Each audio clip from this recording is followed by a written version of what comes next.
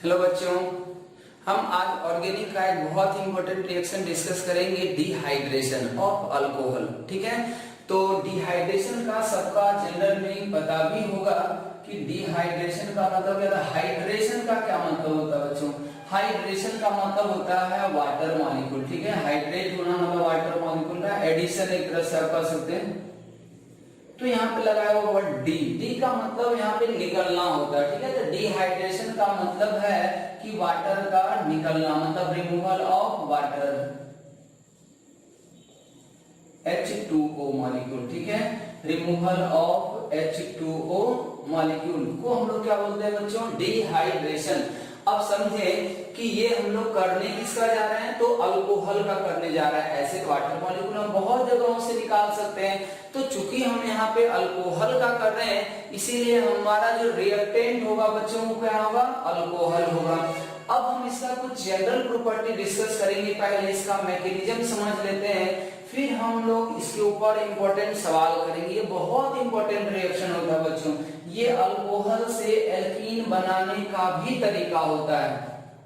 तो reaction mechanism में हम लोग करते क्या है कि हमारे पास रिएक्टेंट होता है। अब सोचिए रिएक्टेंट हम लोग लेते हैं, तो एक्चुअली हम लोग अगर यहाँ पे अभी हम लोग ऐसे ले रहे हैं, एक मान लीजिए कोई भी हम अल्कोहल ले लेते हैं। मान लिया हमारे पास ये अल्कोहल है। ठीक है, अगर कोई पूछे कि कितना डिग्री अल्कोहल है बच्चों, तो ये 3 डिग्री का अल्कोहल है। ये कितने डिग्री का अल्कोहल है बच्चों?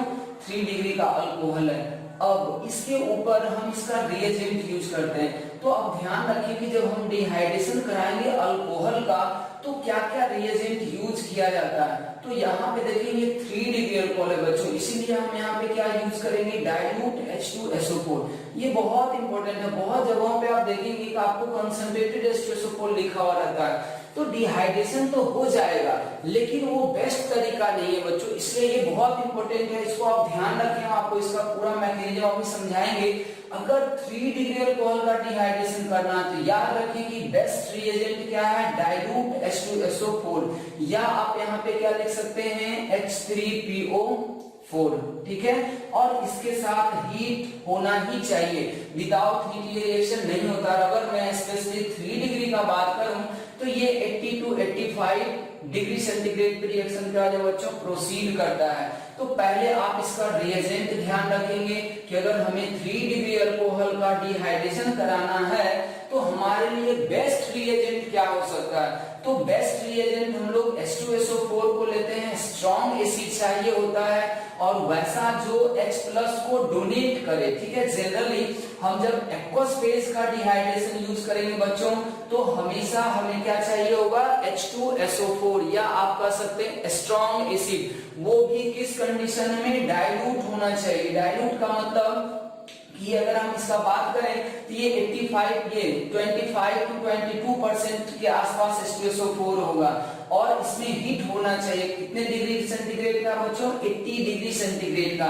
हम इसका और भी अभी बहुत सारा चीज डिस्कस करने वाले हैं। हम फिलहाल अगर आपको इसका मेजर प्रोडक्ट की बात करें तो इसका मेजर प्रोडक्ट बच्चों ऐसा बन रहा है। ठीक है, ये क्या बन गया? एल्कीन। ये क्या बन रहा बच्चों? एल्कीन। और ये क्या है हमारा? 3 डिग्री अल्कोहल। इसके साथ H2O मॉलिक्यूल भी आएगा। ठीक है, अब सोचें कि अगर हम इसका मैकेनिज्म ड्रॉ करते हैं, इसका हम लोग क्या ड्रॉ करेंगे बच्चों? मैकेनिज्म। तो इसके मैकेनिज्म को थोड़ा ध्यान से समझे, फिर आपको सारा बात क्लियर होगा। मैकेनिज्म हम स्टार्ट कैसे करेंगे, हमें कैसे पता चलेगा कि क्या करना है? तो हमेशा ध्यान रखिए बच्चों, जब भी आपको किसी रिएक्शन का मैकेनिज्म लिखना हो तो स्टार्टिंग हम दोनों ही चीज को ध्यान रखते हुए करते हैं। हमारे पास क्या है? Dilute H2SO4। अब सोचें कि डाइल्यूट H2SO4 का क्या मतलब हुआ? H2SO4 प्लस क्या हो जाएगा बच्चों? वाटर। तो ये दोनों आपस में एसिड बेस रिएक्शन करेंगे। ये क्या है बच्चों? स्ट्रॉन्ग एसिड है, और वाटर यहाँ पे किसका काम करेगा? बेस का काम करेगा, इसलिए इसको H+ डोनेट करेगा बच्चों। तो ये पहले बनाएगा H3+, और ये बनेगा HSO4-। ये क्या बन जाएगा? HSO4-। अब देखिए ये जो हमारा हाइड्रोनियम आयन, इसको हम लोग क्या बोलते हैं? Hydronium ion. अब देखें, हम ये नहीं कह रहे कि कंसंट्रेटेड H2SO4 लेने से डिहाइड्रेशन नहीं होगा, डिहाइड्रेशन होगा, लेकिन वहां पे जो हमारा प्रोडक्ट एल्कीन बनता है उसका पॉलीमराइज होने का चांस बच्चों क्या होता था, बढ़ जाता है। इसीलिए हम बेस्ट रिएजेंट की बात कर रहे हैं। जब बेस्ट रिएजेंट लिखा हुआ रहे तो हम ऑप्शन वहां पे क्या लेंगे, डाइल्यूट H2SO4 लेंगे। और डाइल्यूट H2SO4 अगर लेते हैं तो आपके पास H3O+ आयन बनेगा। अब यही H3O+ आयन जो है वो इस अल्कोहल के साथ क्या करेगा, रिएक्ट करेगा। तो हम बच्चों यहाँ पे स्टेप 1 से शुरू करते हैं, इसका स्टेप 1 का मैकेनिज्म देखते हैं। अब जैसे देखिए यहाँ पे क्या है, CH3 है, CH3 है, CH3 होगा, और ये क्या बच्चों, OH है। अब देखिए इसके पास में क्या है, लोन पेयर है। और यहाँ पे अगर हम H3O+ की बात करें तो H3O+ जो होगा बच्चों वो ऐसा होगा, एक लोन पेयर के साथ रहा होगा। अब यहाँ से होता क्या है, ये जो अल्कोहल है, ठीक है, वो इस H+ को एक्सेप्ट करके क्या हो जाएगा बच्चों, प्रोटोनेट हो जाएगा, ये प्रोटोनेशन करेगा। अब यहाँ पे देखिए ये बनेगा CH3, CH3, CH3 और ये OH और ये H, और यहाँ पे क्या आएगा प्लस, और इसके साथ यहाँ पे क्या रह जाएगा हमारा H2O। हमेशा ध्यान रखें, इसका हम ग्राफ भी बनाएंगे तो एवरी चेंज के लिए, हर एक चेंज के लिए आपको क्या मिलेगा बच्चों, एक ट्रांजिशन स्टेट मिलता है, ठीक है। वो सब हम लोग आगे धीरे धीरे करके डिस्कस करेंगे। पहले आप इसका मैकेनिज्म समझें। मैकेनिज्म देखिए रटना नहीं होता है, ठीक है, उसका आपको की पॉइंट समझना होगा कि कैसे कैसे करते हैं। तो हम जैसे देखें कि वाटर में अगर हम H2SO4 का 1-2 ड्रॉप भी अगर हम लोग डालते हैं तो चूंकि ये स्ट्रॉन्ग एसिड है, ये तुरंत अपना H+ को क्या करेगा, रिलीज करेगा, और वाटर उस H+ को एक्सेप्ट करके तुरंत किसमें कन्वर्ट हो गया बच्चों, H3O+ में कन्वर्ट हो गया। उसके बाद ये जो हाइड्रोनियम आयन है वो अब इस अल्कोहल को बच्चों क्या करेगा, प्रोटोनेट करेगा। तो ये इसको हम लोग प्रोटोनेटेड अल्कोहल बोल सकते हैं। अब देखिए इसके बाद का क्या प्रोसेस होगा। ये सब प्रोसेस बहुत ही फास्ट होता है, ये सब प्रोसेस क्या बच्चों, बहुत ही फास्ट है। अब हम लोग आते हैं स्टेप 2 में। इसका स्टेप 2 में क्या हो सकता है कि ये जो आपको प्रोटोनेटेड अल्कोहल दिख रहा है, ये जो हमारे पास क्या बच्चों, प्रोटोनेटेड अल्कोहल है। अब अगर आप गौर से देखेंगे ये प्रोटोनेटेड अल्कोहल होने की वजह से आप यहाँ पे क्या हो जाएगा कि ये जो ऑक्सीजन है, ऑक्सीजन तो मोर इलेक्ट्रोनेगेटिव एलिमेंट होता है, वो अपने ऊपर का जो पॉजिटिव चार्ज है उसको क्या करना चाहेगा बच्चों, मिनिमाइज करना चाहेगा। और ये मिनिमाइज कैसे होगा, जब ये जो कार्बन और ऑक्सीजन के बीच बॉन्ड बना हुआ है इसका किस तरह का क्लीवेज हो जाए, हेटेरोलाइटिक क्लीवेज हो जाए, और इसीलिए ये दोनों जो बॉन्ड का इलेक्ट्रॉन है वो ऑक्सीजन अपनी तरफ खींचना शुरू करेगा, जिसकी वजह से क्या होगा बच्चों कि कार्बन ऑक्सीजन का जो बॉन्ड है इसका स्ट्रेंथ धीरे धीरे करके क्या होगा, कम होते जाएगा। और चूंकि सॉल्वेंट में डाला हुआ है इसलिए इसको और सपोर्ट मिलता है चार्ज सेपरेट होने का। तो ये यहाँ पे क्या हो जाएगा, धीरे धीरे करके बच्चों क्या हो जाएगा, ये टूट जाएगा, और इस तरीके का क्या बन जाएगा, कार्बोकेटायन, और यहाँ पे क्या होगा, वाटर मॉलिक्यूल एलिमिनेट हो गया। अब देखिए यहाँ तक तो हमारा काम समझ आ गया कि ये क्या हो गया बच्चों, अल्कोहल हो गया, प्रोटोनेटेड अल्कोहल से हम लोग क्या बना दिए, कार्बोकेटायन। अब देखें इसको, ये हो गया कार्बोकेटायन, और ये हमारा क्या बच्चों, इंटरमीडिएट है। और इतना सबको पता है कि अगर कभी भी कार्बोकेटायन इंटरमीडिएट बने तो वो रीअरेंजमेंट शो कर सकता है। तो हम यहीं पे लिख देंगे बच्चों, रीअरेंजमेंट may be possible। इसका रीअरेंजमेंट हो सकता है, वो डिपेंड करता है इसके कॉन्फ़िगरेशन के ऊपर, इसका स्ट्रक्चर क्या है, स्ट्रक्चरल इसका एनालिसिस करेंगे तब जाकर पता चलेगा, मतलब चांस होगा कि रीअरेंजमेंट यहाँ पे होगा। अब देखिए ये आ गया, अगर मान लीजिए रीअरेंजमेंट नहीं होता है तब की बात क्या होगा। इतना सबको पता है कि अब इस कार्बोकेटायन के पास मात्र 6 इलेक्ट्रॉन है, इसलिए ये हाईली क्या हो जाएंगे बच्चों, हाईली इंटरमीडिएट क्या होते हैं, हाईली अनस्टेबल। और जो हाईली अनस्टेबल है वो हाईली रिएक्टिव भी होगा, हाईली अनस्टेबल है इसलिए ये क्या हो जाएगा बच्चों, हाईली रिएक्टिव भी होगा। इसका मतलब अब यहां से समझें, अब ये बहुत इंपॉर्टेंट पॉइंट है।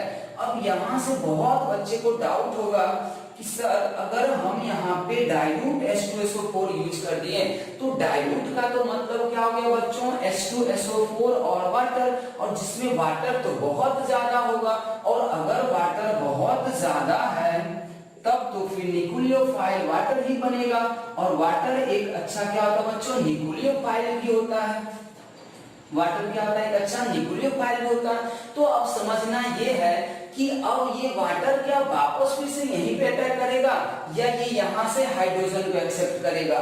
तो अब यहाँ पे हम लोग ध्यान से सुनेंगे बात को और ध्यान से याद भी इसको रखिएगा कि ये क्या हम बताने जा रहे हैं। अब देखिए यहाँ पे हम इसीलिए बोले थे, यहाँ पे डाउट होगा, बहुत लोगों को डाउट होगा कि जनरली लोग क्या करते हैं ना, कंसंट्रेटेड H2SO4 को यूज करके ही डिहाइड्रेशन किया जाता है। तो माने सवाल तो गलत नहीं होता, लेकिन अगर स्पेशलाइज ढंग से आपसे पूछा जाए कि 3 डिग्री अल्कोहल के लिए बेस्ट रिएजेंट क्या होगा, कंसंट्रेटेड H2SO4 होगा या डाइल्यूट H2SO4 होगा, तो हम बोलेंगे डाइल्यूट H2SO4। और जब डाइल्यूट H2SO4 लेंगे तो जिसका 3 डिग्री के केस में टेम्परेचर भी क्या होता है, कम होता है। ये सब हम आगे एक्सप्लेन करने वाले हैं, बस बातों को थोड़ा सा ध्यान से अभी याद रखें कि डाइल्यूट H2SO4 के प्रेजेंस में कराएंगे तो हमेशा क्या होगा, यहाँ पे वाटर आएगा। अब यहाँ पे ध्यान दें कि ये वाटर के पास दो ऑप्शन है बच्चों, ये या तो डायरेक्ट इस कार्बोकैटायन पे अटैक कर दे, तो डायरेक्ट इस कार्बोकैटायन पे अटैक करेगा फिर तो यही चीज बन जाएगा, जबकि हमारा प्रोडक्ट क्या बना हुआ, एल्कीन बना हुआ। इसका मतलब ये कि अब ये क्या करेगा, इन 9 में से किसी भी हाइड्रोजन को क्या करेगा, एक्सेप्ट करेगा। अब ये क्या, ये एक्सेप्ट करा, एक्चुअली होता क्या बच्चों कि अगर आपको हाइपर कंजुगेशन याद हो, क्या याद हो, हाइपर कंजुगेशन, तो होगा क्या कि कार्बोकैटायन सिंगल डबल ये एक्चुअली क्या होगा, ये इधर आ रहा होगा, ठीक है। तो यहाँ पे कहीं ना कहीं क्या आ जाएगा बच्चों, पॉजिटिव चार्ज आएगा, और इसी पॉजिटिव चार्ज के कारण ये वाटर क्या करेगा, उसको एक्सेप्ट करेगा, और ये जो बॉन्ड का इलेक्ट्रॉन है बच्चों वो क्या हो जाएगा, कार्बोकैटायन इधर लेगा। तो अब यहाँ पे आकर देखें तो ये आपको बनता हुआ दिखाई देगा CH2 और CH3, और वापस फिर से यहाँ पे क्या बन जाएगा बच्चों, H3O प्लस हाइड्रोनियम आयन आपका वापस बन जाएगा। अब कोई कहेगा कि ये बना, ये क्यों नहीं बना, तो इसका रीजन ये ध्यान रखें बच्चों, टेम्परेचर। इसीलिए डिहाइड्रेशन के केस में टेम्परेचर बहुत इंपॉर्टेंट होता है। ठीक है, हम मानते हैं कि ये वो भी कर सकता है। अब सोचिए कि डाइल्यूट H2SO4 में अगर ये टेम्परेचर 80 डिग्री सेंटीग्रेड नहीं देके अगर कोई 20 डिग्री दे देता है, 25 डिग्री दे देता है बच्चों, तब आपको वहां पे क्या कराना होगा, सब्स्टिट्यूशन ना करा के, एलिमिनेशन नहीं करा के हमें क्या कराना होगा, सब्स्टिट्यूशन कराना होगा। इसीलिए ये टेम्परेचर यहाँ पे बच्चों बहुत इंपॉर्टेंस रखता है कि डाइल्यूट H2SO4 के साथ कराने पे अल्कोहल मेजर प्रोडक्ट ऐसा बनाएगा। अगर आप कंसंट्रेटेड के साथ करते हैं तो ये प्रोडक्ट मिलने का चांस आपका बहुत कम जाएगा, क्योंकि जैसे हम कंसंट्रेटेड मीडियम में H2SO4 लेंगे कि जो एल्कीन बनेगा उसका पॉलीमराइजेशन होने का चांस बहुत ज्यादा बढ़ जाता है, तो आपको ये प्रोडक्ट नहीं मिलेगा। इसलिए इस बात को आप ध्यान रखें हमेशा कि 3 डिग्री अल्कोहल के केस में आप हमेशा बेस्ट रिएजेंट के तौर पे क्या यूज करेंगे, डाइल्यूट H2SO4 यूज करेंगे, और टेम्परेचर इसके लिए कितने डिग्री सेंटीग्रेड तक रिक्वायर्ड हो सकता है, 80 to 85 डिग्री सेंटीग्रेड पे ये आराम से डिहाइड्रेशन करेगा और ये वाटर मॉलिक्यूल का फॉर्मेशन करेगा। तो ये बहुत इंपॉर्टेंट कंसेप्ट है बच्चों। यहाँ पे अब आपके क्या हो जाएगा, चेंजिंग शुरू करेगा। मान लिए डाइल्यूट H2SO4 ले लेगा, ठीक है। अब अगर मान लिए टेम्परेचर यहाँ पे 20 डिग्री सेंटीग्रेड दे देगा, तो आपको क्या होगा कि ये ऐसा अल्कोहल दिखा था, इनिशियल अल्कोहल था। अगर ये वाला प्रोसेस हो गया, रीअरेंजमेंट हो गया, तब आपको फिर से अल्कोहल ही मिलेगा, लेकिन रीअरेंज्ड अल्कोहल मिलेगा। तो इस तरीके से इसको बच्चों आप लोग ध्यान से याद रखें। ये पूरा इसका क्या बच्चों मैकेनिज्म है। अब बात आता है इसमें हमें याद क्या क्या करना है, ये तो मैकेनिज्म पूरा का पूरा डील हो गया, ठीक है। अब देखेंगे कि कभी कभी जो है इसके जगह पे देखिए जरूरत क्या आता है ना, किसके साथ हम कोई भी स्ट्रॉन्ग एसिड को यूज करें, तो हम हमेशा ब्रॉन्स्टेड एसिड को यूज कर रहे हैं, मतलब H+ को डोनेट करने वाला एसिड यूज होता है। तो ये हम लोग जनरली जब एक्वस फेज में रिएक्शन कराते हैं तब बच्चों हम लोग H2SO4 लेते हैं, लेकिन बहुत जगह पे इंडस्ट्री में जब हम गैस फेज डिहाइड्रेशन कराते हैं तो वहां पे हम लोग ब्रॉन्स्टेड एसिड एसिड को ना लेके हम लोग क्या लेते हैं, लुईस एसिड लेते हैं, और लुईस एसिड में जो बेस्ट होता है वो Al2O3 को प्रिफर किया गया। इसलिए अल्कोहल के साथ Al2O3 भी आ जाए बच्चों तो वो भी डिहाइड्रेशन होता है, और Al2O3 के साथ भी आप डिहाइड्रेशन अगर देखेंगे तो वो भी टेम्परेचर डिपेंडेंट होता है। 1 डिग्री अल्कोहल के लिए ज्यादा टेम्परेचर का रिक्वायरमेंट होगा, 2 डिग्री अल्कोहल के लिए और कम होगा, 3 डिग्री अल्कोहल के लिए और कम होगा, ठीक है। तो वो टेम्परेचर डिपेंडेंट होता है और उसमें कार्बोकेटाइन का रीअरेंजमेंट भी नहीं होता है। ये सब बातें हम लोग आगे करेंगे, पहले हम लोग फोकस करें एक्वस फेज डिहाइड्रेशन का, ठीक है, और वो भी 3 डिग्री अल्कोहल का। तो हम समझते ये मैकेनिज्म सबको समझ में आ गया होगा। अगर आप कंसंट्रेटेड H2SO4 लेंगे पॉलीमराइजेशन का चांस बढ़ जाएगा, इसलिए हम इस पॉइंट को यहाँ पे नोट कर रहे हैं। आप लोग ध्यान से इसको याद भी रखेंगे। हम यहाँ पे इसको नोट बना के लिख दे रहे हैं बच्चों, dehydration of tertiary alcohol is best carried out by dilute H2SO4। ये ध्यान रखें हमेशा, dilute H2SO4 at 80 degree centigrade, ठीक है। If we use concentrated H2SO4 especially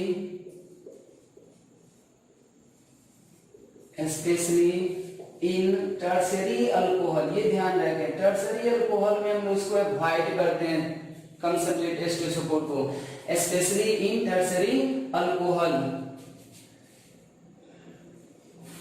formed alkene, जो एल्कीन बनेगा फॉर्म्ड एल्कीन में अंडरगोज